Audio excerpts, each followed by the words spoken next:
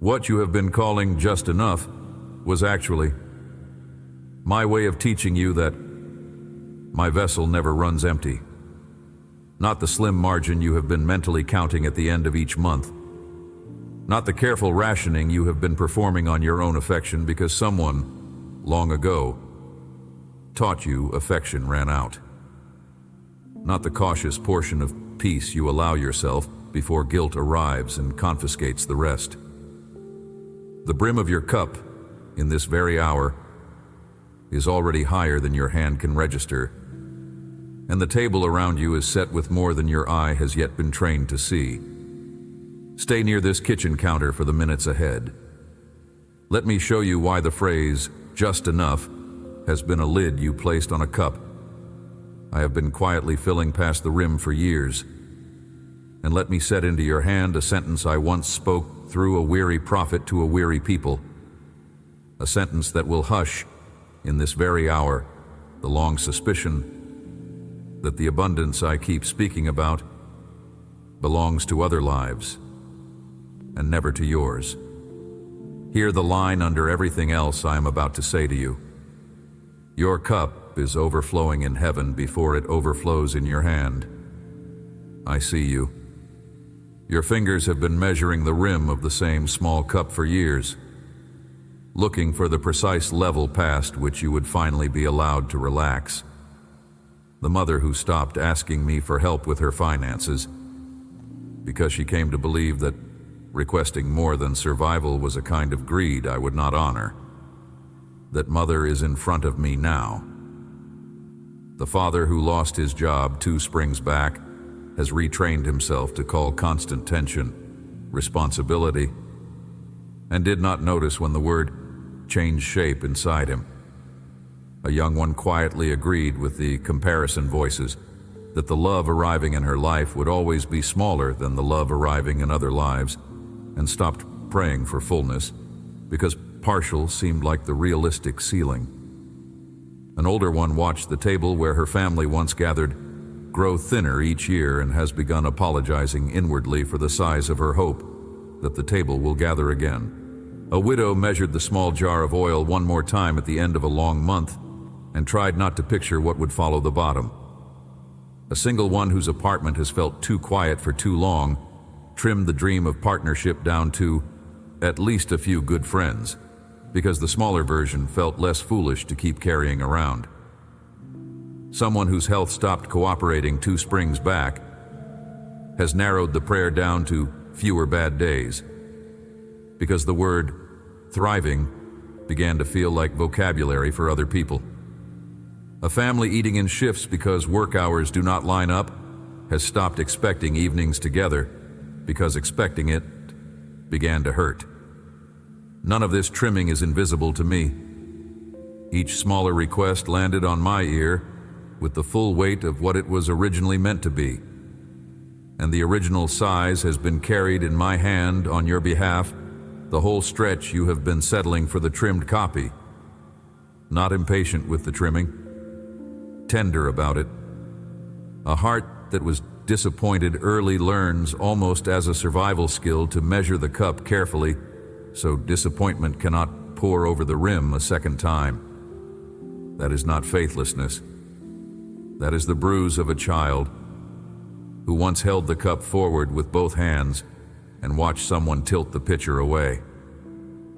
I do not scold the bruise.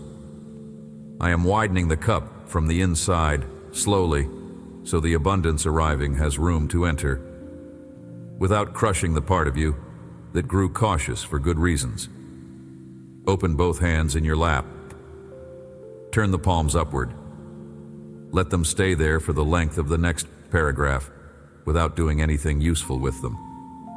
That posture of upturned palms is older than language itself, older than any organized prayer. Your hands have been working as a lid on the cup for a long stretch, clamping, gripping, holding the lip steady so that whatever was inside would not spill out into a room you did not trust. Allow them to step off lid duty for a short while. Notice how the underside of each palm cools a little once it is no longer pressing against an edge. Those hands at rest in your lap were not built to be lids. They were built to be cups themselves. A cup is what a hand becomes the moment it stops trying to hold things in and starts being willing to take in what is being poured. Breathe with me. 3 slow ones. In through the nose without forcing. Out through the mouth without performance. 3 is plenty. Notice how the third exhale stretches on its own, a little longer than the first, with no instruction from you. A chest that has been trusted with an honest invitation tends to lengthen by itself. The lengthening is not a technique you owe me. The lengthening is recognition. Something inside you knows the difference between a demand and an offer, and it is responding to mine, the way a familiar door responds to a familiar hand. Hear that line a second time, slowly, as you sit with the hands open. Long before any abundance arrives on the table down here, it is already at full pour in the upper room where I prepare what is yours. The reason you have not yet felt the rim filling against your fingers is not that I am holding back. It is that your inside structure is still being widened to take a pour whose volume would otherwise crack the cup at the seam. Each season you walk with me, I am quietly enlarging the cup. What looks from the outside like a slow trickle is the side effect of a much larger pouring being kept upstream until the cup down here can take it without breaking. The habit of trimming what you ask for was not invented by you. It was installed by careful hands across many seasons. A parent once measured every plate at the table and made you feel ashamed of being the one whose appetite was largest, and a small filing system inside you decided right then that asking openly was a form of misbehavior. A teacher in some classroom told the room that wanting too much was the first sin, and you privately agreed never to want too much again. A relationship ended one season after you had named a larger hope, and the person leaving said on the way out the door that the love between you could not hold what you had requested, and the conclusion lodged in your wiring without your permission. Inside one place of worship, the prayers of the polished ones sounded so humble that yours suddenly sounded greedy by comparison, even though greed had nothing to do with what your heart was actually asking for. None of those lessons came from me. Some of the mouths that taught them loved you in their own way and were simply passing along a portrait that had been pressed upon them by the generation before, never inspected. Other mouths copied the tone of my voice on purpose to keep you small enough to remain useful to their own purposes. Either origin, a fake ceiling settled over the top of your cup, and that ceiling has had you mistaking the lowness of a lid for the actual height of the room above it. Lift the lid off. The ceiling was never put up by me. Sky is the real height above your cup, and sky is the size of my intention for what fills it. You were taught in one place or another along the road that abundance was a prize awarded to believers who finally produced enough faith to deserve it. You were taught that the saints with full cups must have manufactured the fullness from within by long discipline, sustained giving, sleepless intercession. A quality of confidence you have never quite been able to keep continuous for longer than a stretch. You were taught that asking for more than survival was suspect, and that asking for a peaceful house was almost greedy, and that asking for the restoration of a family was nearly proud. You were taught that a believer whose cup looks low must have done something to lower it, because the spiritual ones in the front row always seem to have plenty.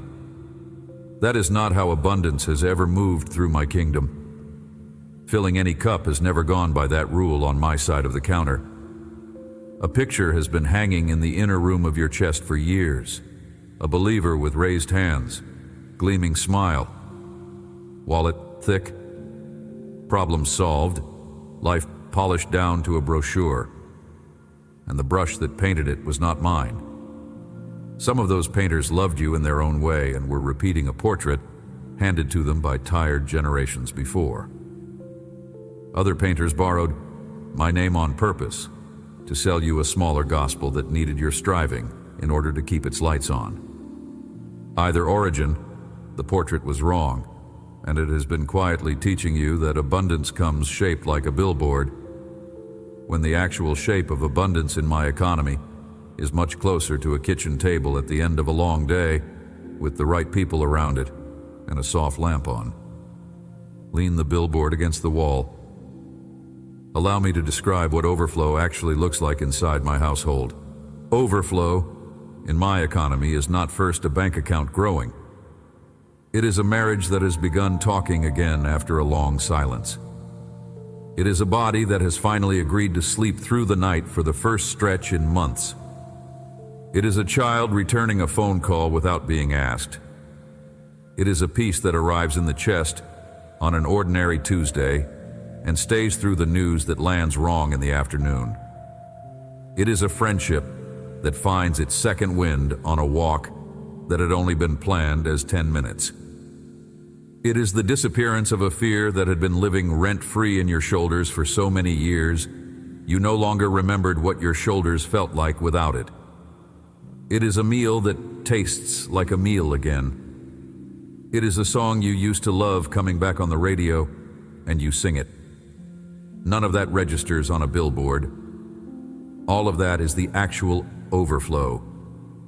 You have been measuring on the wrong instrument for the wrong substance. Money is also welcome inside the cup. I am not pretending the bills do not exist. I built provision into the structure of my household, and I have walked many of my children into seasons of unexpected supply because they needed it, and I had stored it for them. Provision matters. The numbers in the column matter.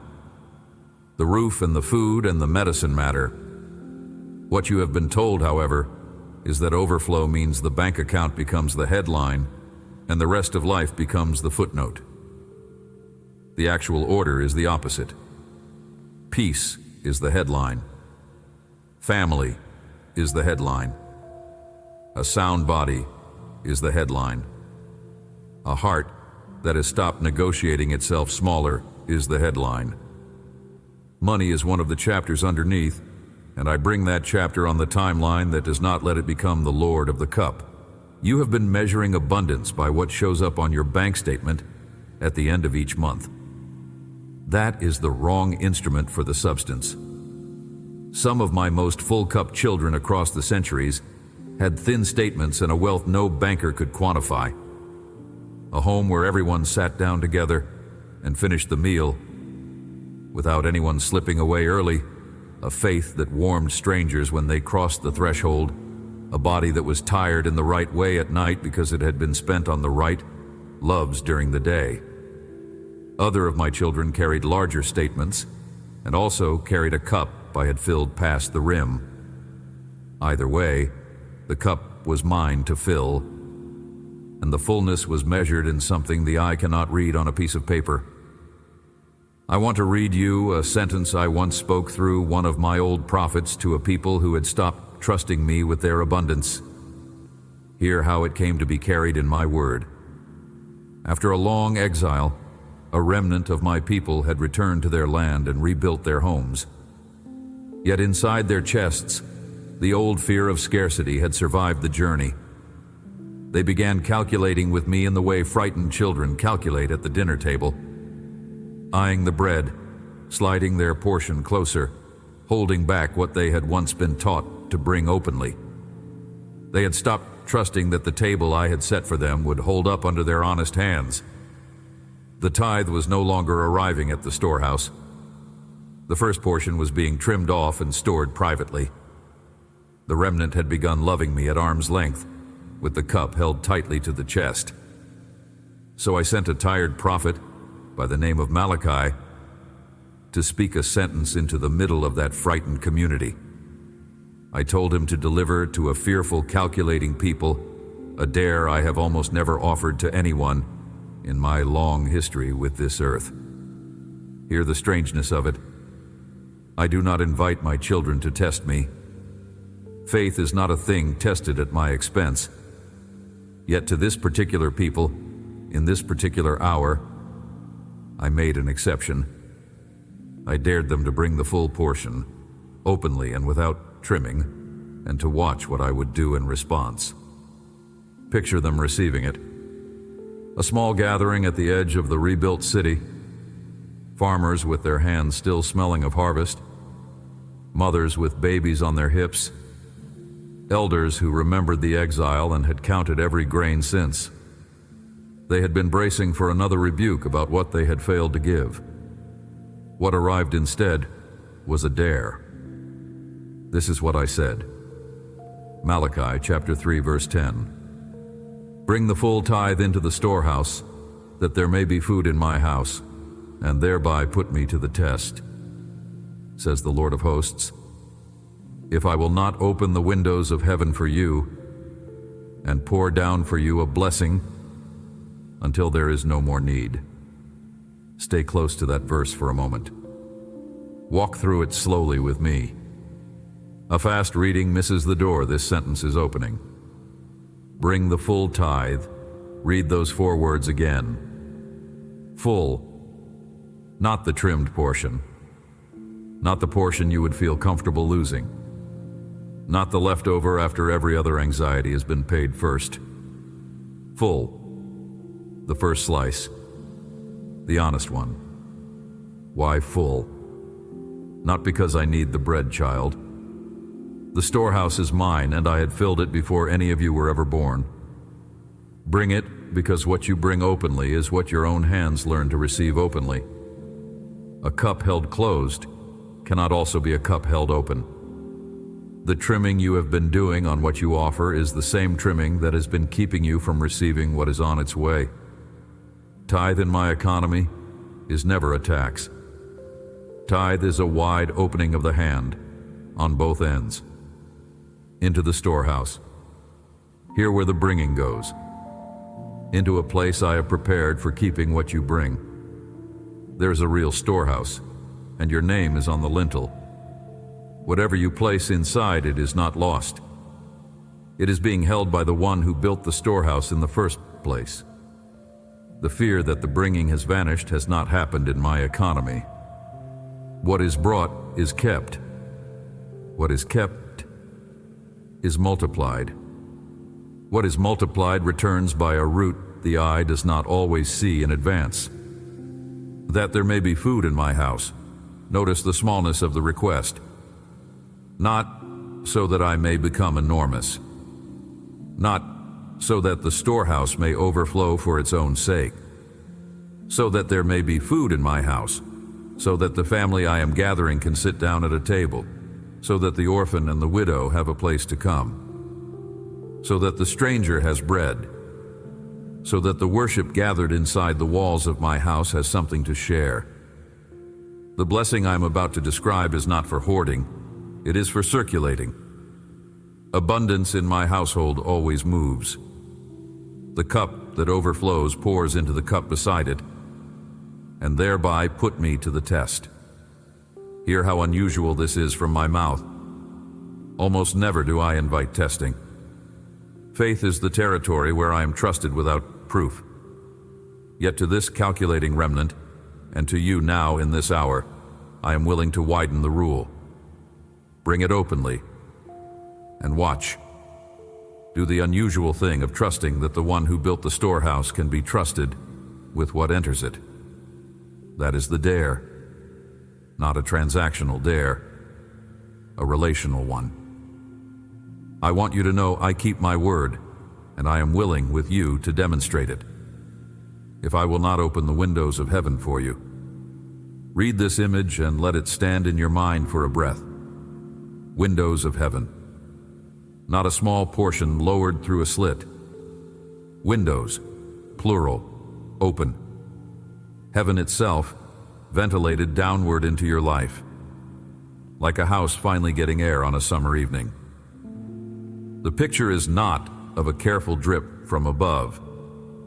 The picture is of weather, of rain, of a downpour that you cannot measure with a teacup because the volume has exceeded the instrument, and pour down for you a blessing until there is no more need. Notice the destination of the pouring. Until there is no more need, not until you have a little extra, not until your minimum is covered, until there is no more need. Need itself is what the overflow is aiming to dissolve. The image is not of arriving at sufficiency and stopping there. The image is of pouring past sufficiency, past the rim of every cup in the house, until even the floor knows the rain has arrived. Look at the question I asked at the beginning of these words. Why has just enough been the ceiling I keep settling for? Here is the answer. Because no one ever taught you that I had been pouring past the rim into a cup you were holding closed, and the apparent low level was simply the consequence of the lid your own hand had been keeping pressed down. Lift the lid, open the cup, sit at the counter and watch what has been overhead the entire time finally meet the inside of the cup it was always meant to fill. There is also a sentence one of my old singers carried in a song you have heard quoted many times across your life. A song about a table prepared in front of those who once opposed you. About a cup that runs over without your permission. About goodness and mercy following you the way two faithful dogs follow a shepherd through the back hills. The cup running over was never about a contest. It was about a relationship in which the one pouring does not measure scarcely.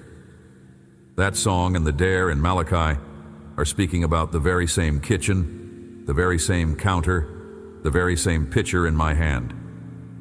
So here is something small you can carry with you through the days ahead, while a deeper widening takes its slower time. Whenever the comparison voice arrives to shrink the size of what you are allowed to receive, and it will, because that voice has been your roommate for many years, pause and put one honest question to the cup before doing anything else. What if the lid I am holding down was never mine to hold? That is the whole exercise. Not a doctrine, a simple recalibration of the hand that has been the seal for too long. One layer under that question when there is room for it. After the lid loosens, refuse the urge to immediately calculate what the new fullness will cost you. Sit with the unfamiliar level for one extra breath. Most of you will rush past the comfort, because comfort on that scale feels suspicious. Let the rim of the cup stop feeling like a danger line. Allow your shoulders to register that my storehouse is wider than your kitchen, and that what is being poured will not break the cup, because I designed both the pouring and the cup with each other in mind. A gentler third layer, more like a small bow than an instruction. Whenever you notice a fragment of overflow arriving in your ordinary day, an unexpected kindness, a tension that loosened without effort, a peaceful hour you did not earn, a smile from a stranger that warmed something in you, a meal that tasted like a meal again, a child who came back to the table without being asked. Do not write it off as luck. Say it back to me where only I can hear, in whatever voice you can manage. This is the rim filling up. That short line carries a full posture inside it. It trains your eye to read small overflow as a preview of the larger pouring already in motion, rather than consuming the fragment as if the fragment had been the whole meal. When something in these words is setting itself into a place inside you that had stopped expecting more, drop a single word in the comments below. Overflow. Let it stand there as a quiet flag staked into the rim of a cup that has finally consented to be filled past the line. In the pinned spot just above this message sit 7 brief letters already prepared, one for each morning of the week now coming toward you. Sent to your inbox the moment a soft yes turns the latch. Receive them. A tiny extra movement helps once you have room for it. Once those words have barely left your lips, take one slow inhale and stretch the release out a touch farther than what came in. The body trusts a slow release more than it trusts any clever sentence. Yours has been gripping short inhales for a long stretch, gathering, holding, pulling what is loose back toward the chest, certain that any minute now, the pitcher could be withdrawn. A drawn-out release tells the chest the pitcher is staying. It tells the lid to keep itself loose without anything precious slipping. That single drawn-out release is the smallest prayer of trust there is, and it reaches me with the same weight any longer prayer ever carries. First attempt, and the cup may not feel any fuller in your fingers. 10th attempt, and the lid may still feel mostly closed. A hand that has been a seal for many years does not learn to be a cup in an afternoon. By round 30, however, watch for a small change. Comparison will arrive less sharply. An unannounced moment of peace will linger a little longer in the chest before being swept off. By round 50, catch yourself naming a request out loud at its full size, without the apology you used to staple to the front of every prayer. By round 100, glance at the inside of you and discover that overflow has been arriving for some time, and that what changed was not the cup, but the hand that had been pressing the lid against the rim. If you have asked once for a fuller life and walked away certain nothing arrived because nothing visible around you rearranged, hear me carefully. Filling happens at a tempo the eye barely catches. Emptying announces itself with noise.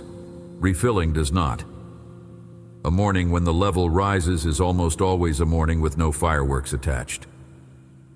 Years may have passed in which something was actually arriving, only at a rhythm too quiet for the part of you trained to scan for spectacle.